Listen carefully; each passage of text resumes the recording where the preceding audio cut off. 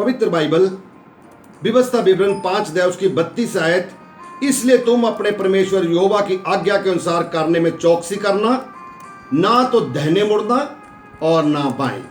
यहोशू 1 और उसकी 7, व्यवस्था मेरे दास मूसा ने तुझको दी है, उन सब के अनुसार करने में चौकसी करना, और उससे ना तो दाहिने मुड़ना और ना बाएं, तब जहां जहां तू जाएगा वहां वहां तेरा काम सफल होगा। यहाँ पे परमेश्वर चाहते हैं कि इंसान ना तो दाएं मुड़े ना बाएं, इंसान हमेशा सीधा चले। सीधा चलाने के लिए इंसान को परमेश्वर यहाँ पे वार्निंग देते हैं। बाइबल में बहुत जगह लिखा हुआ है कि ना इंसान दाएं मुड़े ना बाएं मुड़े, हमेशा सीधा चले। जब इंसान सीधा चलेगा तो हमेशा वो पाप से, बुराई से, झूठ से, अहंकार से, नफरत से, धोखे से और भी बहुत बातों से बचा रहेगा। और यशाया 30 और 28 में लिखा है, उसकी सांस ऐसी उमड़ने वाली नदी के समान है जो गले तक पहुंचती है, वह सब जातियों को नाश के सूप से फटकेगा और देश देश के लोगों को भड़काने के लिए उनके जबाड़ों पे लगाम लगाएगा। यहाँ पे एक बीमारी का जिक्र आता है जो गले तक पहुँचती है। वो कहते हैं कि देश देश के लोगों को भड़काने के लिए उनके जबाड़ों पे लगाम लगाएगा। दूसरा राजा 19 अध्याय उसकी 28 आयत में, इस कारण कि तू मुझ पर अपना क्रोध भड़काता है और तेरे अभिमान की बातें, तेरे हंकार की बातें मेरे कानों में पड़ी हैं, मैं तेरे नाक में अपनी नकेल डालकर और तेरे मुंह में अपना लगाम लगाकर जिस मार्ग से तू आया है उसे मैं वापस लौटा दूंगा। क्योंकि परमेश्वर हंकारी को, जो हंकार करने वाले इंसान हैं, उनको बिल्कुल पसंद नहीं करता। जो पाप करने वाले हैं, जो पाप में डूबे रहने वाले हैं, उनको बिल्कुल पसंद नहीं करता। परमेश्वर कहते हैं कि जिस मार्ग से तू आया है मैं तुझे वापस लौटा दूंगा। जहां पे हम दोनों वर्सेस में देखा है कि वहां पे परमेश्वर ने मुंह पे लगाम लगाने के लिए कहा गया है।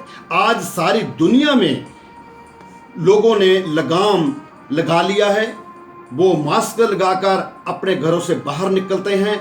सारी दुनिया की सरकारों ने इसको कंपल्सरी कर दिया है, लेकिन ये लगभग 3000 साल पहले बाइबल में इसके बारे में लिखा हुआ है कि ये लगाम जो लगाया गया है उसके बारे में इन आयतों में अभी हमने पढ़ा है।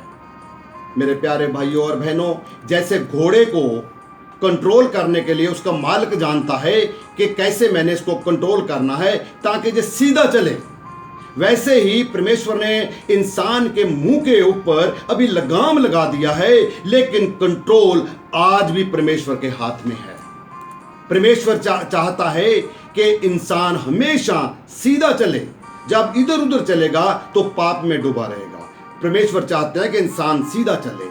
हम कई बार सोचते हैं कि हम बहुत अच्छे अच्छे काम करते हैं, हम बहुत धार्मिक काम करते हैं, लेकिन बाइबल हमें बताती है अगर मन साफ नहीं है, हमारे धर्म के काम मैले चिथड़ों के समान हैं। मेरे प्यारे भाइयों और बहनों, अगर हम दान देते हैं, बहुत बार हम सोचते हैं कि हम बहुत दान देते हैं, हम अपने इस बात को सोचकर हम सेटिस्फाइड हो जाते हैं, लेकिन बाइबल इसके बारे में भी यहाँ लिखती है। मत्ती की इंजील उसका 5 अध्याय उसके 23 और 24 आयत में लिखा है, इसलिए यदि तू अपनी भेंट बेदी पर लाए, वह तू याद करें कि मेरे भाई के मन में मेरी ओर से कुछ विरोध है, तो अपनी भेंट बेदी पे छोड़कर अपने भाई के पास चला जा और उससे मेल मिलाप कर और फिर आकर अपनी भेंट को चढ़ाना। परमेश्वर कहते हैं कि पहले अपनी भेंट चढ़ाने से पहले अपने भाई के पास जाकर उससे मेल मिलाप कर।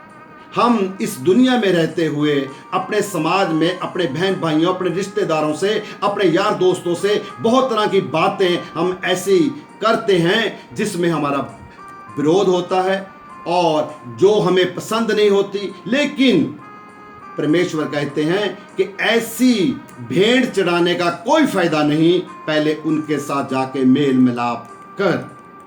बहुत बार इंसान बहुत तरह की ऐसी बातें सोचता है कि मैं अच्छे अच्छे काम करने वाला इंसान हूं, लेकिन परमेश्वर चाहते हैं कि इंसान हमेशा सीधा चले, पापों से बचा रहे और अच्छी अच्छी संगति करे और अहंकार से बचा रहे, ताकि परमेश्वर के राज्य में जाने के काबिल बन सके। परमेश्वर इंसान को बहुत प्यार करता है, तभी उसने अपने बेटे यीशु मसीह को इस दुनिया में भेजकर हमारे लिए कुर्बान किया, ताकि जो कोई विश्वास करेगा वो नाश नहीं होगा बल्कि हमेशा का जीवन पाएगा। इंसान के बारे में परमेश्वर सोचता है कि कोई भी इंसान नाश ना हो बल्कि हमेशा का जीवन पाए। प्रभु आपको बड़ी आशीष दे, बड़ी बरकत दे। आमीन।